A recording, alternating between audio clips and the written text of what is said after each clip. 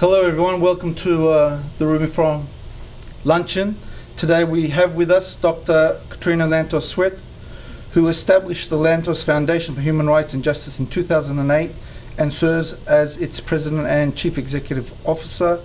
This human rights organization is proudly carrying on the unique legacy of the late Congressman Tom Lantos, who, as the only survivor of the Holocaust ever elected to Congress, was one of our nation's most eloquent and forceful leaders on behalf of human rights and justice. In addition to managing the Lantos Foundation, Dr. Lantos Swett teaches human rights and American foreign policy at Tufts University. She also taught at the University of Southern Denmark, while her husband, former Congressman Richard Swett, was serving at the U.S. Ambassador as the U.S. Ambassador in Copenhagen. Currently, Dr. Lantos Swett is the chair at the United States Commission for International Religious Freedom. I'd like to call upon her to provide her remarks. Thank you and welcome. Thank you.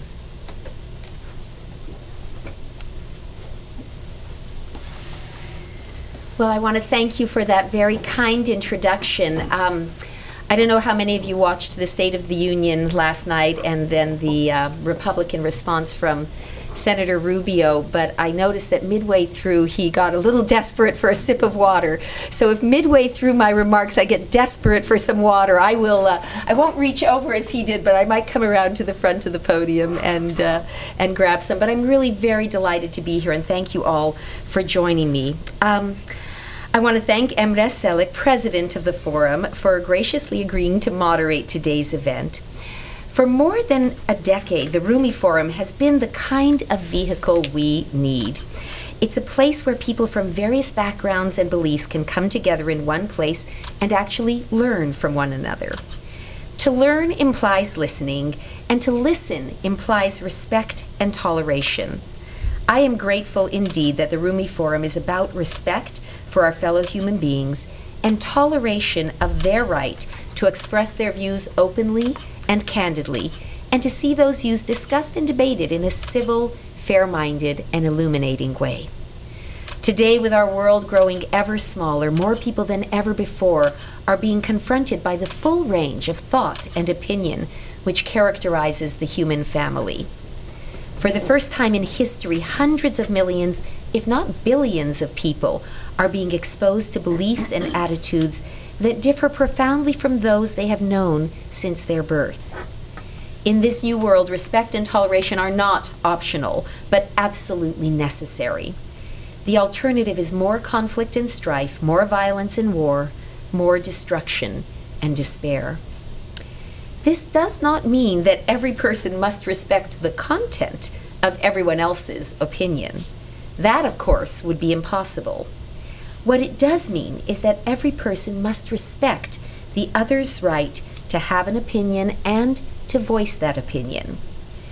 And what it also means is that even when another person's opinion contradicts everything we believe, we must do all we can to respect the person who is voicing the opinion and to treat that individual with dignity and civility.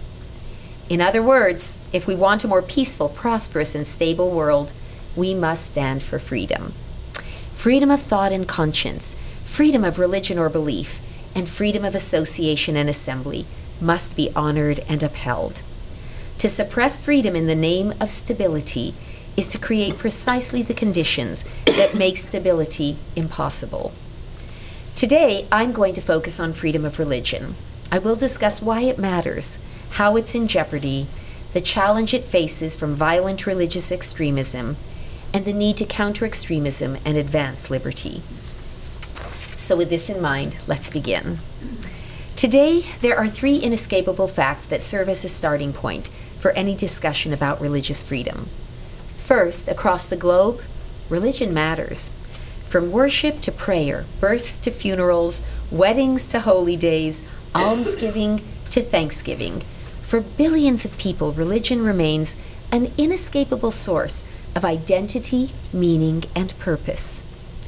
Second, because religion matters to so many, so does religious freedom. Simply stated, people want the freedom to practice or to not practice any religion according to the dictates of conscience. third, in all too many countries, the very freedom that people want is being denied. According to a Pew Research study released last August, 75% of the world's population, over 5 billion human beings, live in countries with very high restrictions on religion.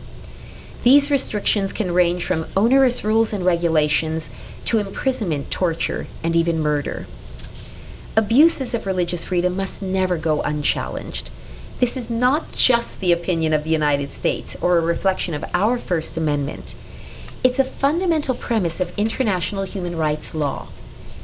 In 1948, the world community created and adopted the landmark Universal Declaration of Human Rights, including Article 18, which states the following about freedom of religion or belief. Everyone has the right to freedom of thought, conscience, and religion. This right includes freedom to change his religion or belief, and freedom, either alone or in community with others, in public or private, to manifest his religion or belief in teaching, practice, worship, and observance. It's a broad and generous definition of what it means to be able to act upon one's freedom of conscience. Since 1966, the governments of 167 countries have signed the International Covenant on Civil and Political Rights, a binding treaty with protections similar to Article 18. Nations around the world also affirmed the 1981 Declaration on Religious Intolerance, and other religious bodies, other regional bodies such as the OSCE, the Council of Europe, and the Organization of American States also affirm religious freedom as a fundamental liberty. As an independent, bipartisan U.S. federal commission, USCIRF is firmly committed to the human rights standards found in these documents. Clearly, religious freedom is a pivotal human right that must be defended. As a key part of its mandate, USCIRF monitors religious freedom worldwide and makes policy recommendations to the President, the Secretary of State, and Congress. Based on our monitoring of religious freedom conditions, we have found that there are at least 3 kinds of violations engaged in or allowed by nations and their governments. First, there is state hostility toward religion, religious communities, and religious leadership. Second, there is state sponsorship of violent extremist religious ideology and education. And third, there is state failure to prevent and punish religious freedom violations. State hostility involves the government actively persecuting people or groups on account of their beliefs. State sponsorship refers to the government actively promoting, including exporting, religious ideas and propaganda often of a violent and extremist nature that include calls to violate the religious freedom of others. And state failure means that the government is neglecting to take action to protect people whom others are targeting due to their beliefs, creating a climate of impunity in which religious dissenters are threatened, intimidated, or in some instances even murdered. When it comes to state hostility toward religions, one of the worst persecutors is the theocratic government of Iran. Regarding state sponsorship of radical ideology, which targets the religious freedom of others, Saudi Arabia's autocratic monarchy has in the past been guilty of exporting its own extremist interpretation of Sunni Islam through textbooks and other literatures. A recent USCIRF delegation visit to Saudi Arabia has indicated some encouraging signs of reform in that country. Extremist references that devalue the other are also found in the educational materials and textbooks in Iran and Pakistan. Regarding state failure to protect religious freedom, the actions of the government of Egypt have exemplified those of nations which do not protect their citizens against religiously related violence. In Egypt, since the fall of Hosni Mubarak, the government has continued to tolerate widespread abuses against religious minorities, including Coptic Orthodox and other Christians, as well as Baha'is, Shias, and dissident Sunni Muslims. It has failed to take adequate steps to bring the perpetrators of violence to justice or to respond to virulent anti-Semitism in state-controlled media. The situation in Egypt currently is made more volatile by the uncertainty and violence that continues to plague the country in the aftermath of the 2011 revolution. In viewing these three types of violations, we see a strong correlation between the lack of religious freedom and a lack of social stability and harmony. Indeed, a number of studies show that while countries that honor and protect religious freedom are more peaceful, stable, and prosperous than those that do not, conversely, nations that trample on this freedom often provide fertile ground for poverty and insecurity, war and terror, and violent radical movements and activities. Evidence for this can be seen in the trail of nations hosting Osama bin Laden in the years and decades before the 9/11 attacks. All of these countries, Afghanistan, Saudi Arabia, Sudan, and Pakistan, had either perpetrated or tolerated serious violations of religious freedom. Indeed, bin Laden was educated in one of them, Saudi Arabia. Last December, we saw further evidence in the release by the Institute for Economics and Peace, based in Sydney, Australia, of its Global Terrorism Index, which ranked nations based on the number of terrorist attacks committed between 2002 and last year. 7 of the top 10 nations are either on our Commission's watch list of serious religious freedom violators or among our recommendations to the State Department for CPC status, marking them in our judgment as the world's worst religious freedom abusers. These 7 countries are Iraq, Pakistan, Afghanistan, India, Somalia, Nigeria, and Russia. This leads us to a question. Why is there a correlation between lack of religious freedom and the presence of social disharmony, including violent religious extremism? I believe there are at least 3 plausible answers.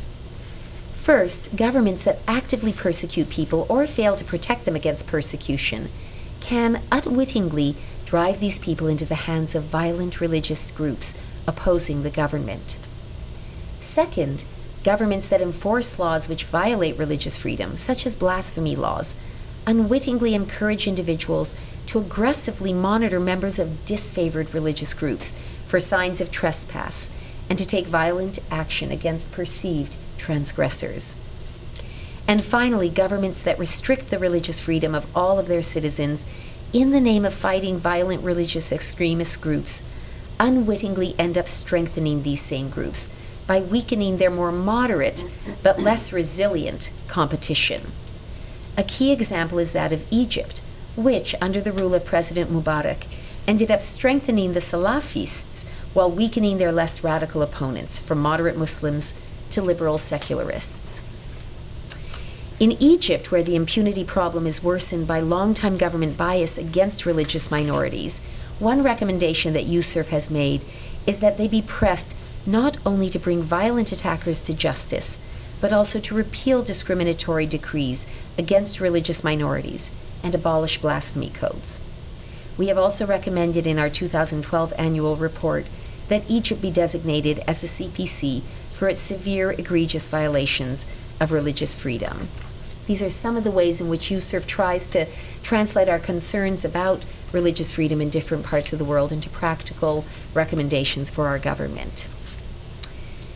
What does the future hold for religious freedom in these and other Muslim-majority countries? The initial revolutions of the Arab Spring were launched by citizens who rejected both violent religious extremism and secular dictators who sought to repress not just the extremists, but the rest of the population. By no means have these citizens gone away. They are still fighting for greater religious freedom, and while they have suffered setbacks, they could well represent a critical mass of people across the Middle East and in other Muslim-majority areas. Moreover, the efforts of various nations to draft constitutions provide a window of opportunity to consider how religious freedom can be enshrined in such documents. It is for this reason that earlier last year, USCIRF issued its report, The Religion-State Relationship and the Right to Freedom of Religion or Belief. The report analyzes how the constitutions of countries belonging to the Organization of Islamic Cooperation treat issues of human rights and religious freedom.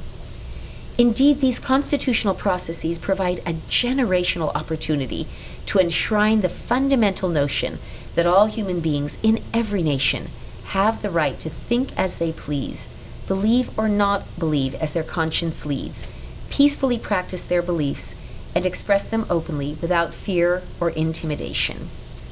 They offer a chance to establish internationally recognized standards, which affirm that religious freedom is for each and every person. That includes the right to manifest one's faith and convictions, individually or in one's community of faith, in public or in private, and the right to change one's religion. It is restricted only under narrow circumstances which international law specifies. Make no mistake, getting this process right will place countries on a positive trajectory, but getting it wrong by restricting religious freedom will guarantee future conflict and human rights violations. This is a human rights concern, of course, but also one of national security for everyone in the United States who wants a safer and more stable world. Last December, Egypt approved by referendum a draft constitution which unfortunately included a blasphemy provision and other problematic articles limiting religious freedom.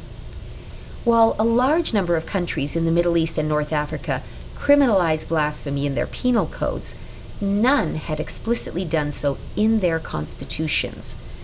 By stifling the peaceful and constructive exchange of ideas, blasphemy laws underscore the intimate link between freedom of religion and freedom of expression.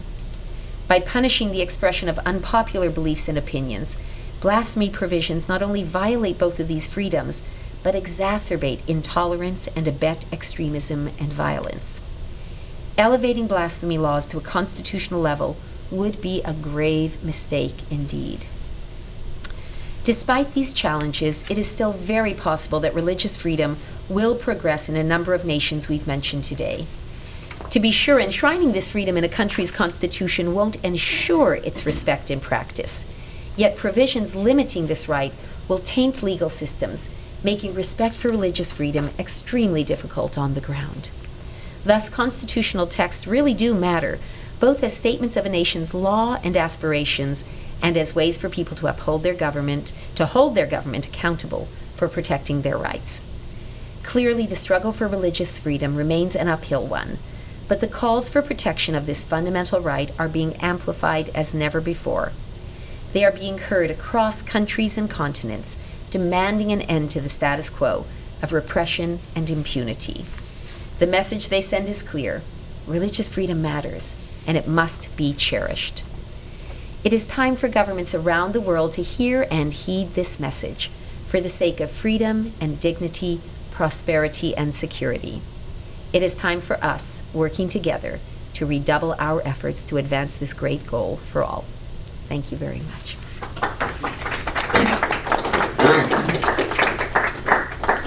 Okay, I'll take advantage of being moderator. Yes. And ask the first question of the bottom 10. Do we see changes? Should we be hopeful, or is that difficult? And how do they heed or take the message that is that we bring? That you bring them and bring others? You know, it's a very mixed picture.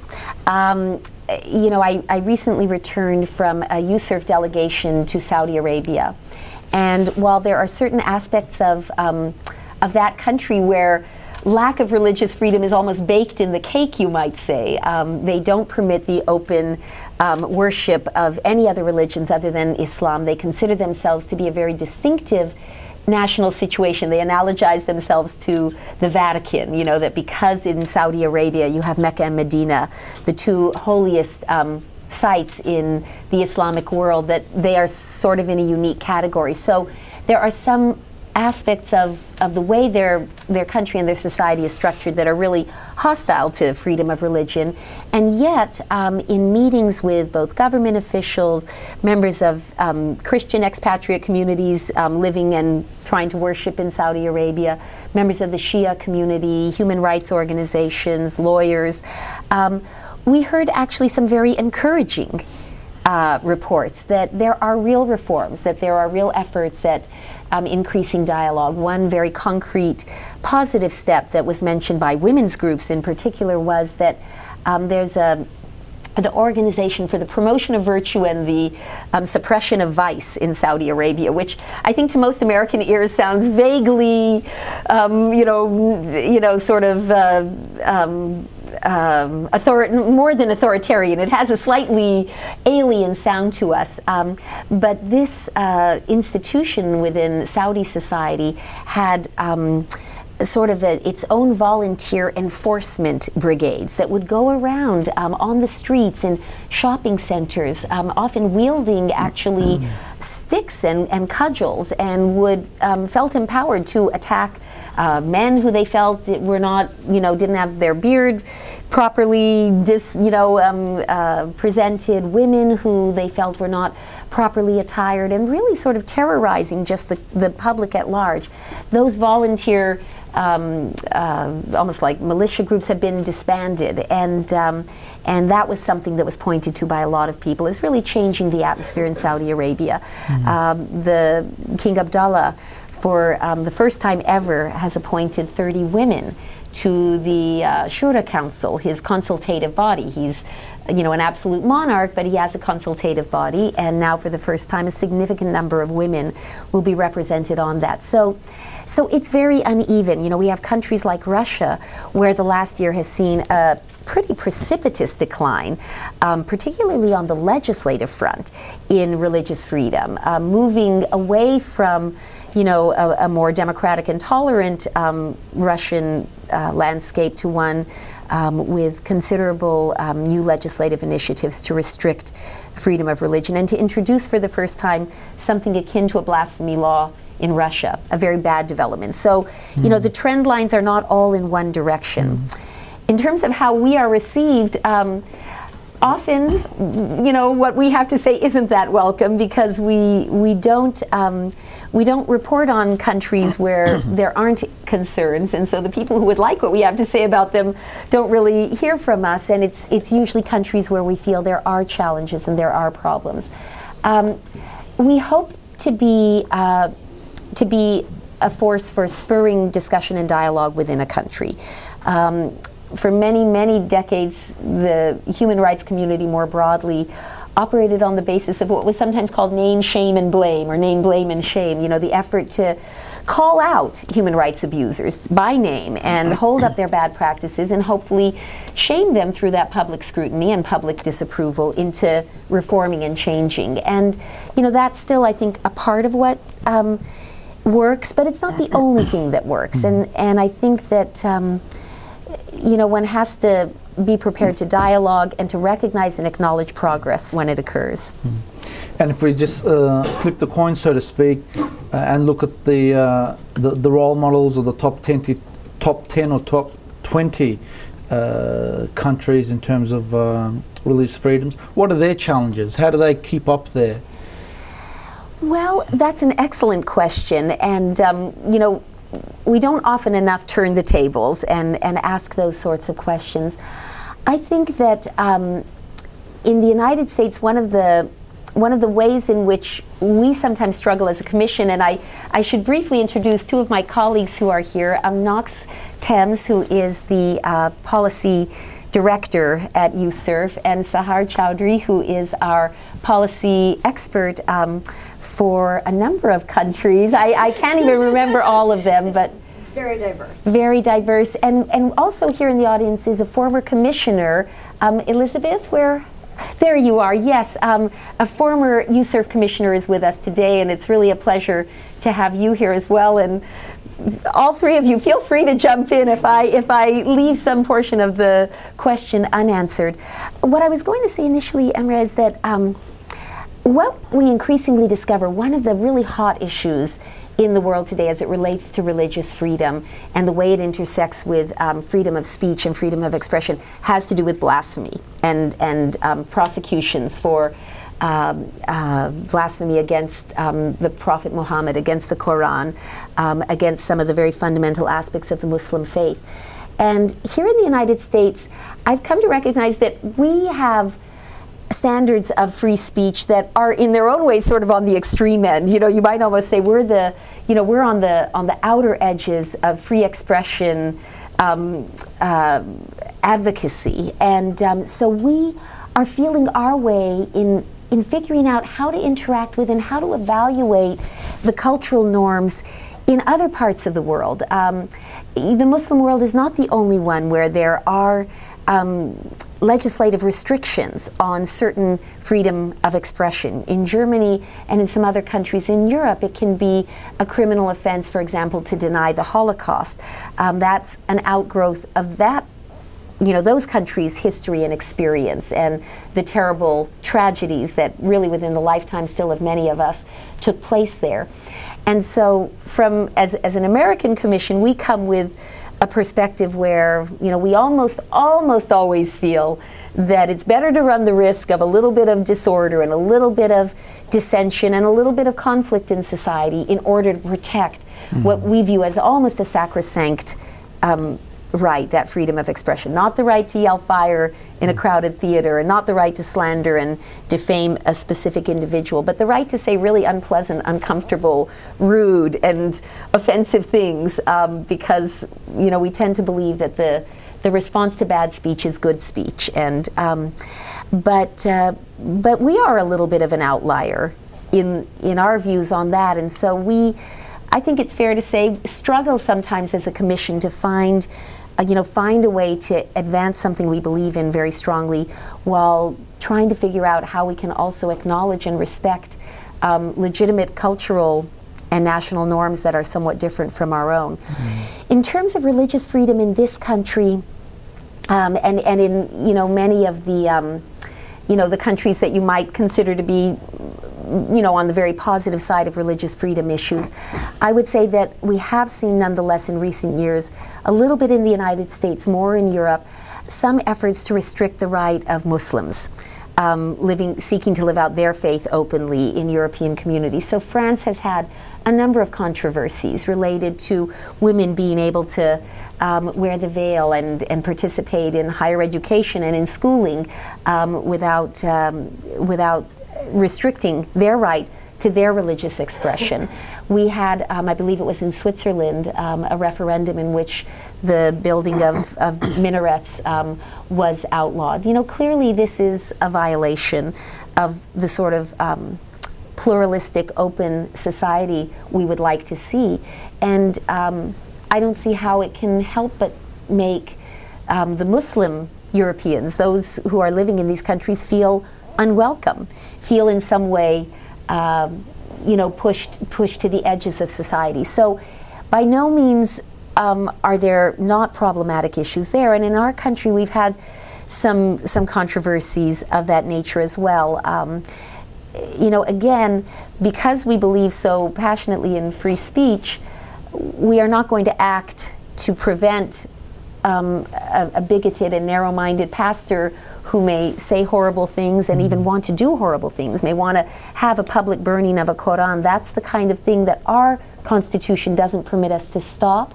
But I think you do see in this country that when that kind of ugliness rears its head, overwhelmingly civil society rushes into that space.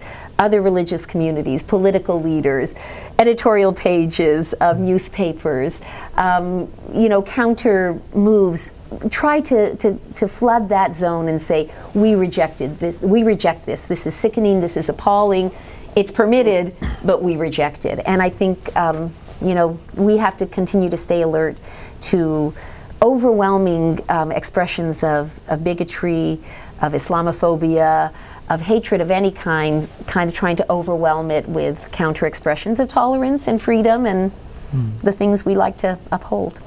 Thank you. If we can take questions here at the front, then 2, then 3. Michael Kurtzig, retired economist from USDA, and I've been to the Middle East and just returned from one of the countries you mentioned, which is the 75%, the largest population in the world. Number one, it's quite clear to see that these people do not believe in what we believe and what Jefferson said, and that is inscribed in the Jefferson Memorial. I may not agree with what you say, but I will defend to the death your right to say it, that they don't say. It seems to me you outlined all the problems. Yes. What are solutions? Because education is number one, and the hatred that's espoused in these countries for certain people, for certain religions, for certain ideas, is very much in vogue in these countries and is not changing. And now, in this country, for example, we have 1,200 mosques built. We can't build a synagogue in Saudi Arabia. We can't build a church in Iraq. In fact, they're being destroyed. How do we change that concept? I mean, that's, I think, and I won't belabor it too much, we're in a war. It's Western civilization against the Eastern or Islamic civilization. I hate to say it in those terms, but when I listen to the Imam in Gaza slay the Jew, or the one now in Egypt, I think today they're going to cut off somebody's ear. There's a fatwa because he said something. I don't know if anybody read that, but that's one of the penalties of that. So you don't have the freedoms over there. And of course, a lot of it, I think, is perpetrated by the extraordinary poverty in these countries. But also, I think, because of the education and the history. How do we change that? We know the problems. How do we change that in some way? You mentioned dialogue. But that doesn't seem to work very well. Thank you. And by the way, one more question. Who funds your organization? Well, USERF, the United States Commission on International Religious Freedom, is funded by the government. Oh, so we're just an authorized commission of the U.S. government. Well, you know, I'm gonna beg to differ with you on the use of the language of warfare, that we're in a war, because in this country. Because yeah, it is my right, and as it is, of course, yours, because I think that some of the great, I certainly would object to the notion that we're in a war with the Islamic world, because I think some of the greatest victims of extremism and intolerance and violence coming from Islamic extremists are moderate Muslims. You know, they are overwhelmingly the majority of victims of this disease, of this terrible, awful phenomenon, which is creating violence and sowing fear and promoting terrorism in many different parts of the world. You know, my own background, I'm of Jewish heritage. Both of my parents were Holocaust survivors, and I'm going to take a moment to share an episode, an experience I had just a few days ago in Egypt, because you're absolutely right, and there seems to be a particular pass that is given to the most outrageous and despicable and appalling expressions of anti-Semitism in the Muslim world. And it is given a pass by people who should know better, by the moderate and secular forces who are not willing to confront this appalling phenomenon in their midst. But I was in a meeting with an advisor to President Morsi, and this individual was a very conservative Salafi Muslim, and we were having a dialogue, and the conversation got to the topic of anti-Semitism. And I decided, you know, sort of channeling my late father, who was a very outspoken and fearless opponent of any sort of such bigotry and hatred and racism and discrimination. And I said, you know, we are incredibly disturbed by the recently published statements of your president, in which he said to the Egyptian people, this was a couple of years ago before he was president, but this wasn't ancient history, this was within the last couple of years, that, you know, we must teach our children and our grandchildren down to the last generation the hatred of the Jews, sort of the undying hatred of the Jews. That was the gist of it.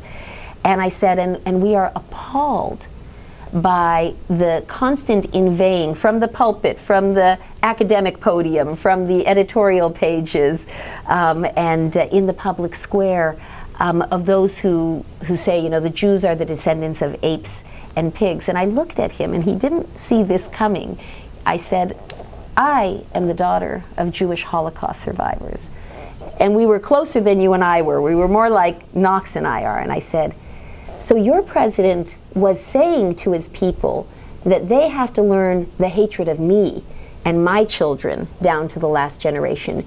Your imams and your professors and your editorial writers are calling me the descendant of apes and pigs. I said, this is not the conduct of a civilized people. Civilized people do not identify other human beings as the scum of the earth, do not teach openly hatred of whole peoples to their children and grandchildren. This is not the conduct of civilized people. And if Egypt wants to be viewed, and Egypt should want to be viewed as a great civilization, then this must end, and it must come from the top. But I'll tell you something very interesting. I went on to say in that encounter. And it was quite interesting because I don't think he saw that coming, and I don't think I know he didn't know how to react because he was in effect speechless. But I shared this in a less adversarial context with somebody the next day, because what I had said to this same individual afterwards, it was kind of a tense moment, and honestly you could have heard a pin drop there. It was a carpeted floor, so I don't think we could have heard the pin, but it was pretty quiet and pretty intense at that moment. And I sort of pivoted away and I said, but let's just imagine for 1 minute, let's engage in a thought exercise. What would happen if President Morsi tomorrow or next week gave a major address to the people of Egypt and said, this is a stain on our character. This is a curse on our soul. We are a great people. We are a great nation. And the time has come for us to say no more. We can criticize Israel all we want for policies we disagree with, and that's legitimate. But the time has come for this country to turn its back on an age-old curse and an age-old stain. And never again will you hear from a legitimate leader of this government this sort of despicable diatribe and slander against our cousins, the Jews. I said, what would happen? I asked rhetorically. I said, well, first of all, the whole world would sit up electrified. Plaudits and admiration and praise would flow from every corner of the world for the courage of President Morsi. I said 1.2 billion Muslims around the world would suddenly have to say, well, one of our own, the Muslim Brotherhood president of Egypt, has said that this is not legitimate, that this has to stop, that there is no place for this. And you know, I sort of put this out there. Well, I had a similar, as I say, non-confrontational discussion like this the next day with a human rights leader in Egypt.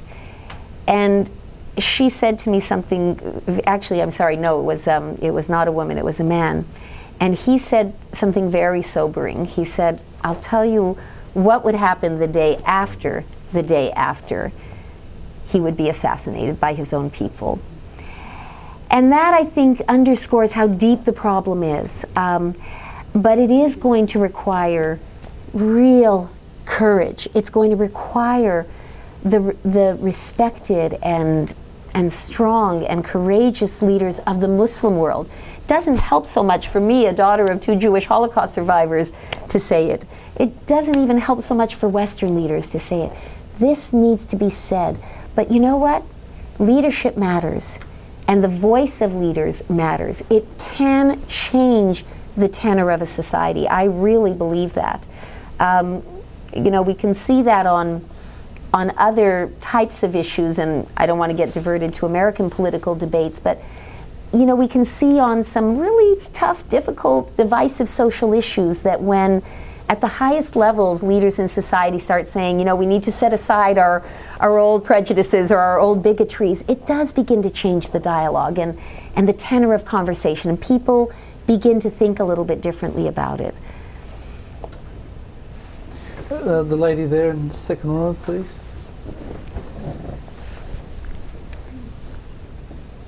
Hello, Kate Nahapetian with the Armenian National Committee of America. Thank you very much for your presentation. Thank you. I wanted to talk about something that a lot of American citizens care about, Armenian Americans, because they fled religious persecution during the Armenian genocide by Turkey, the Ottoman Empire. And it's something that our own government doesn't even talk about because Turkey threatens our government if we do. And the persecution of Christians continue in Turkey. They just recently convicted a Turkish citizen who nearly decapitated the head of the Catholic Church in Turkey. It happened in 2010, Bishop Paravese, and the killer only got 15 years, and they reduced his sentence because he claimed that he was provoked by the bishop through sexual advances that were unwelcome without any proof, but the court took his word for it and reduced his sentence. And Mor Gabriel, it's a 1600-year-old monastery for the Assyrian community, another Christian community, and the Turkish Supreme Court recently ruled that that is actually Turkish state property, even though it existed over 1600 years ago. And then several elderly Armenian women have been killed in the past few weeks. Amnesty International has even taken note and issued some releases expressing concern. I wanted to ask how, if you're familiar with these cases, if you could comment on them, and also how does the Commission shield itself from the pressure from the executive branch from reporting on these violations? Because we know that when the Commission put Turkey as a country of particular concern in the report last year, that the administration came down and put pressure to take them off because of Turkey's strategic issues. How does the Commission, how do you plan on shielding the Commission from those pressures? Well, I would say that one of our strengths is that we are very independent, and we are also very diverse. There are 9 commissioners authorized at the moment. One of our spots is not yet filled, so we have 8 commissioners from a pretty diverse variety of backgrounds. We have 2 Muslim members, we've got several Jewish members, we have got people from different Christian faiths and denominations, and each of us has the luxury of serving really as volunteers. So, we get to come to this task with our conscience and with our passion, but it's not, there's nothing in it for us other than trying to advance this cause. So the Commission, I think, is quite independent and is not terribly subject to pressures of that sort. I am familiar with some of the challenging issues that have arisen in Turkey. Turkey is a very interesting country because, in contrast to much of the Muslim world, it has had this tremendously robust secular state, and some of the religious freedom challenges in Turkey actually sort of come in the opposite direction from what we deal with in almost all the rest of the Muslim majority countries, which has been historically such an aggressive effort to keep religion, with all of the passion and all of the sometimes irrationality, one almost might say, that it can bring into the public square. Turkey went a different route and felt that it was important to build a secular and modern and thriving state where religion would be really pushed exclusively into the private realm. And so now, some of the reporting we do has to do with the excesses of secularism in Turkey. But I think one has to say, and there's nobody here from the Turkish embassy necessarily to respond specifically to your concern, or there is, and perhaps we should give her an opportunity. But I do want to say that one has to, we cannot ignore history. And you referred, to the tragedy, the Armenian tragedy, and that's something that I do know Turkey has sought to deal with, but feels very strongly that, they feel it is misportrayed. The Congress has gone on the record as calling the Armenian genocide that, but various administrations have not, and I'm not going to get myself into the middle of that. But I do think one has to recognize, because it has been singular, the sort of the way that Turkey has been able to build a successful secular state, in a part of the world where that has eluded many other countries. And so that is something that they have done well. There are other issues and problems, and this is where people like Sahar come in, where we are able on a professional basis to be in touch both with groups in Turkey, so religious communities that are feeling the pressure of mistreatment by the Turkish government, and we have outreach to them. We work with expatriate groups, so there may be members of the Syriac community in this country that can bring to us information and share information. We do our own independent research, and that's really the job of people like Sahar, for whom Turkey is part of her portfolio. And all I can say is that we try, to the best of our ability, to fairly evaluate and assess the facts as they are brought before us. And I would also say that we face the reality, and we have to be humble ourselves in recognizing no nation meets the standard of perfection. None of us do, including the United States. You asked, Emra, well, what about problems here? And so we we try to the best of our ability to weigh the facts, to give a venue for groups that feel that they are being persecuted or repressed, to bring that to our attention and to weigh all these things in the balance. But we do have a lot of independence, and we cherish that. So I hope that has answered your question a little bit. And Clark?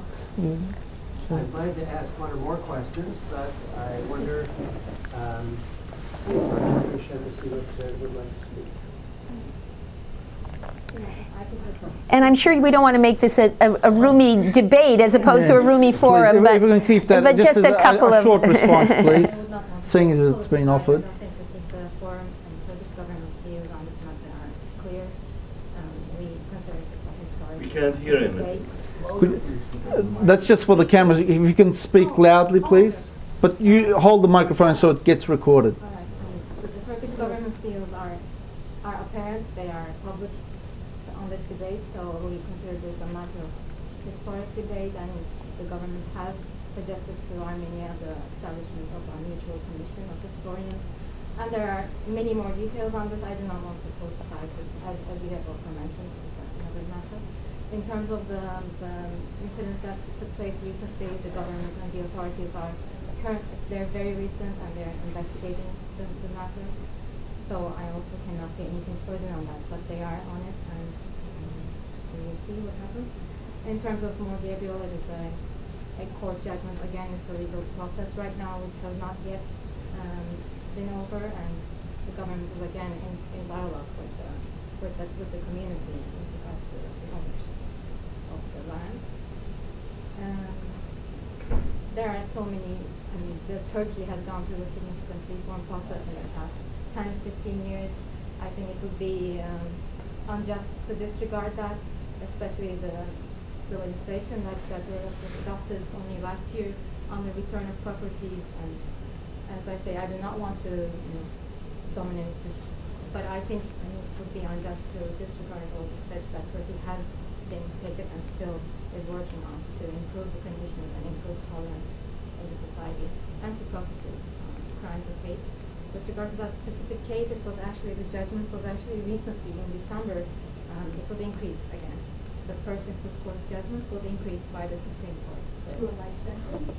no, it wasn't a life sentence. I don't remember the specifics, but I am That's positive normally that what you would was get when increased. you're decapitate the head of the state. I mean, Shall we let us yes, take thank it you, on? and maybe over lunch, the two of you can chat further. But thank you. You've mentioned King Abdullah a couple of times from Saudi Arabia. Yeah. But I have been to 2 international interfaith dialogues that he led, and that was not mentioned. And it seems to me that his leadership in Saudi Arabia, as the King of Saudi Arabia, in bringing more Muslims than I've ever been before, been involved in interfaith dialogue, maybe for the first time, in Madrid and in Barcelona, were important occasions that need your support and should be recognized. There's lots of terrible things about Saudi Arabia, but that's a positive statement that he has done. I wondered whether you had dealt at all with China and Falun Gong, and whether or not you had dealt with the U.S. and Scientologists. Thank you. Thank you for mentioning the King Abdullah's initiatives related to dialogue, because they are quite significant. And I believe that the Saudi government has actually established a center for dialogue based in Vienna. And so, that is, I think I mentioned that there were clear signs of some positive reform there, and this sincere, I believe, sincere effort to promote dialogue, because, dialogue is very valuable. That's what the Rumi Forum is about. And sometimes dialogue is heated. Sometimes it's not always comfortable. Dialogue doesn't mean we always gather around, hold hands, and sing Kumbaya, but it does mean that we're talking, as opposed to retreating to our corners, arming for battle, and getting ready to man the barricades. China is very problematic, no doubt about it. And one of the reasons that figure is so high of the percentage of people that live in countries where religious freedom is seriously hampered is because China is one of those countries, and you have over 1.2 billion people in China who live in a society where religious freedom is seriously hampered. The Falun Gong are a particularly sad and heartbreaking example of a state using its overwhelming power to crush a truly benign and innocent religious community. The Falun Gong is sort of a branch of Buddhism that teaches tolerance, kindness, ethical behavior. I mean, just the sorts of virtues that every society would like to see its citizens have, and grew very exponentially during the early part of the 2000s. And most observers believe that it was in part its great success that caused the Chinese government to begin to fear its power.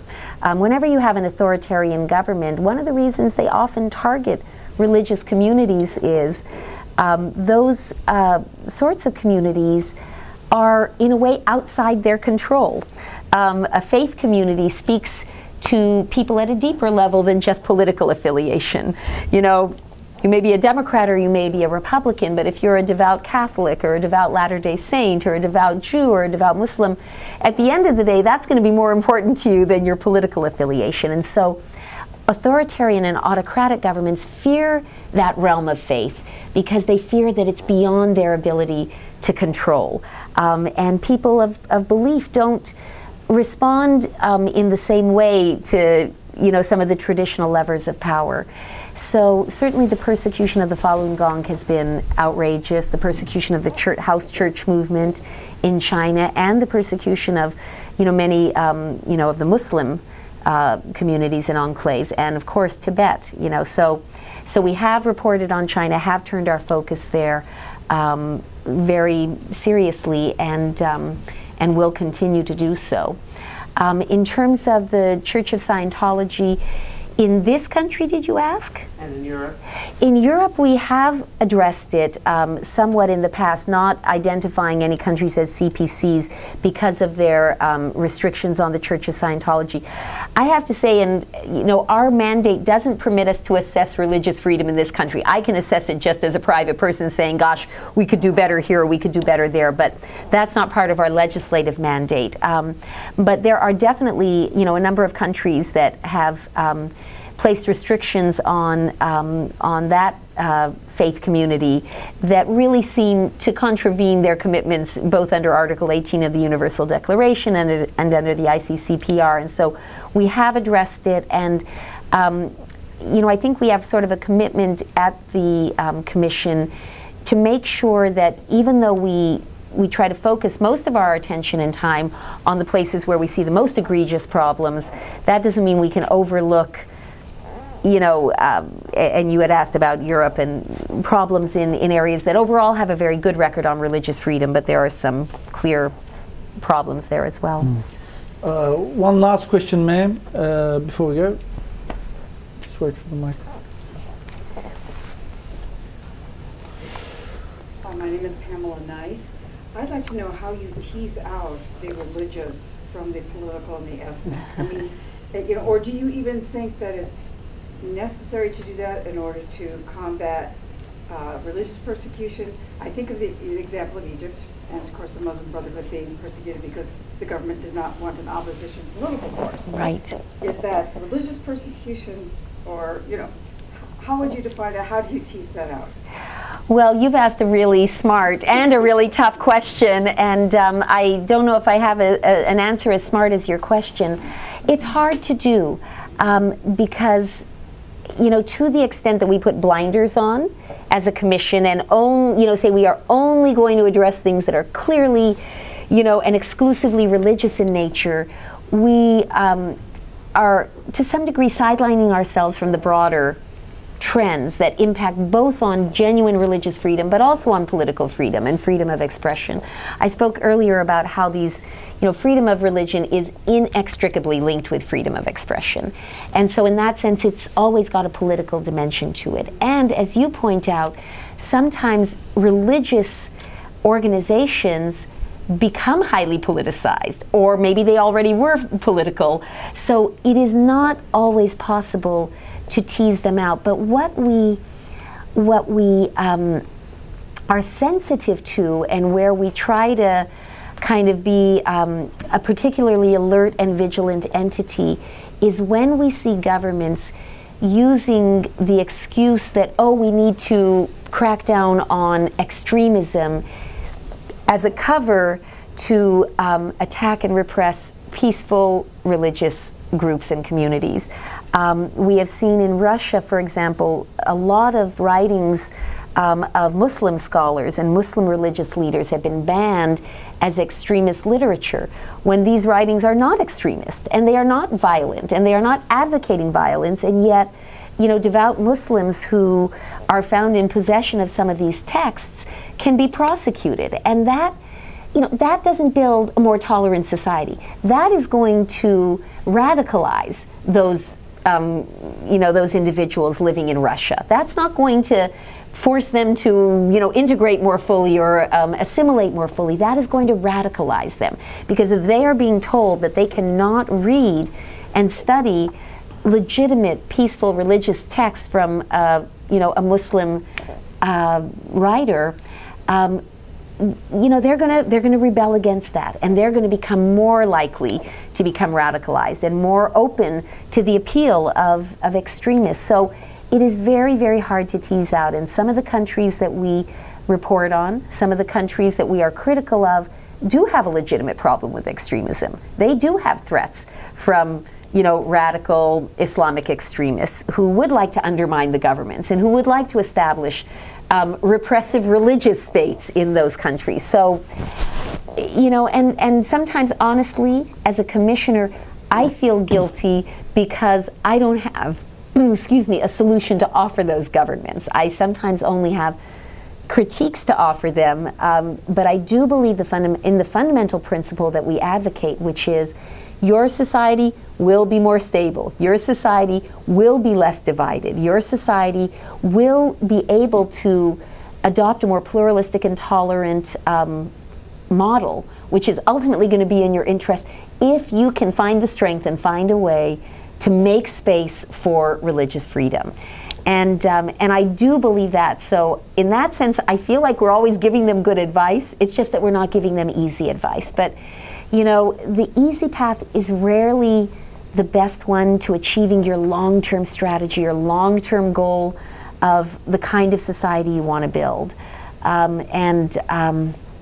So hard to tease out, and the real work of that ultimately has to be done by the leaders in these countries.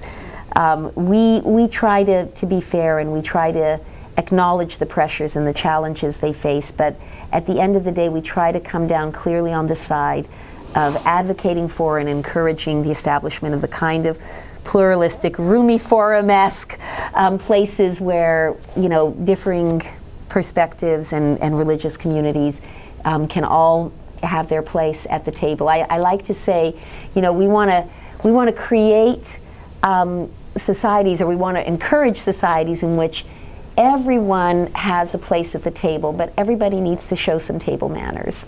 And that's sort of the challenge. You want to let everybody have their place at the table, but if somebody is, reaching across, stealing other people's food and burping loudly, as my children sometimes did when they were little, but behaving in an uncivilized way, that makes it very difficult. And so that becomes then the duty of the religious communities themselves to show that they can come with table manners, they can behave themselves, they can show that they're well brought up, that they can sit next to others at that table with whom they differ and disagree, and be a polite part of the meal. On that note, please join me in thanking our very special guest, Dr. Lantos Swett. Thank you for the opportunity. This has been a treat. Until next time, have a lovely day. Thank you. Thank you all for being here. It's a pleasure to be here, and thank you.